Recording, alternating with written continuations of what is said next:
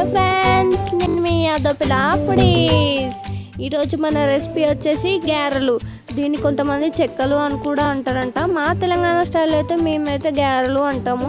మీరేమంటారో comment చేయండి. దీన్ని క్రిస్పీగా టేస్టీగా ఎలా తయారు చేయాలో నేను మీకు చెప్తాను. ముందుగా రేషన్ బియ్యం అంటారు కదా, సో దాన్ని పిండి పట్టించుకోండి. దాన్ని పిండి పట్టించుకున్న తర్వాత ఇందులోకి ఒక బౌల్ తీసుకోండి. బౌల్లోకి నేను 2 గ్లాస్ ఆఫ్ పిండిని వేసుకుంటున్నాను. 2 గ్లాస్ ఆఫ్ పిండి మొత్తం ఇందులో వేసుకున్న తర్వాత 1 స్పూన్ జీలకర్ర, 1 స్పూన్ నువ్వులు వేసుకుంటున్నాను. సన్నగా కట్ చేసుకున్న ఆనియన్ మొత్తం ఇందులోకి వేసుకోండి. చిన్నగా కట్ చేసుకున్న పచ్చిమిర్చి కూడా వేసుకోండి. ఇంకా ఇందులోకి శనగపప్పు, ఇది శనగపప్పు నానబెట్టి తీసుకోండి. నేను 1 అవర్ నానబెట్టాను అనమాట శనగపప్పు. ఇందులోకి 1 స్పూన్ కారం వేసుకోండి. 1/2 స్పూన్ సాల్ట్ వేసుకోండి. కారం కంటే సాల్ట్ కొంచెం తక్కువ వేసుకోండి. ఇందులోకి అల్లం వెల్లుల్లి పేస్ట్ వేసుకోండి. అల్లం వెల్లుల్లి పేస్ట్ నేను 1/2 స్పూన్ వేసుకున్నా.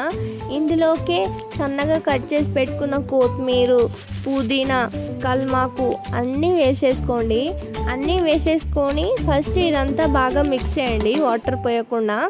బాగా ఒక 2 మినిట్స్ మిక్స్ చేసిన తర్వాత కొన్ని వాటర్ పోసుకుంటూ మిక్స్ చేయండి.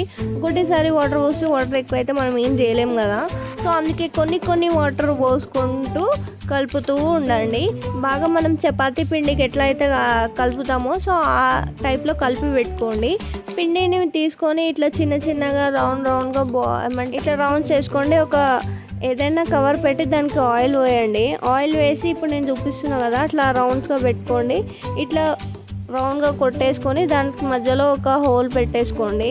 సో ఇట్లా నేను మనం చేసుకునేవి ఉంటాయి కదా, అన్నిటినీ ఇలాగే రౌండ్గా చేసుకొని దీనిపైన ఒక మధ్యలో హోల్ పెట్టుకోండి.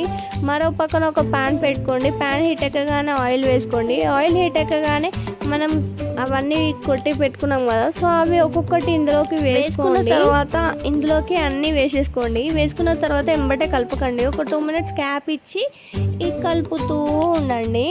సో టర్న్ చేయండి. టర్న్ చేసిన తర్వాత అది కాలింది అనిపిస్తే ఇంకో సైడ్ తిప్పండి అనమాట. సో నాకు 2 సైడ్స్ కాలినాయి.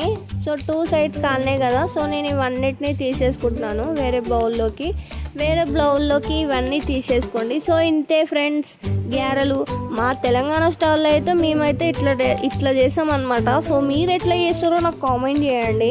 సో ఫ్రెండ్స్, నా స్టైల్లో ఇలా ట్రై చేసి చూడండి. సో మీకు ఎలా వచ్చిందో నాకు కామెంట్ చేయండి. నచ్చితే మా వీడియోని లైక్ చేయండి, షేర్ చేయండి, సబ్స్క్రైబ్ చేసుకోండి మా ఛానల్ని.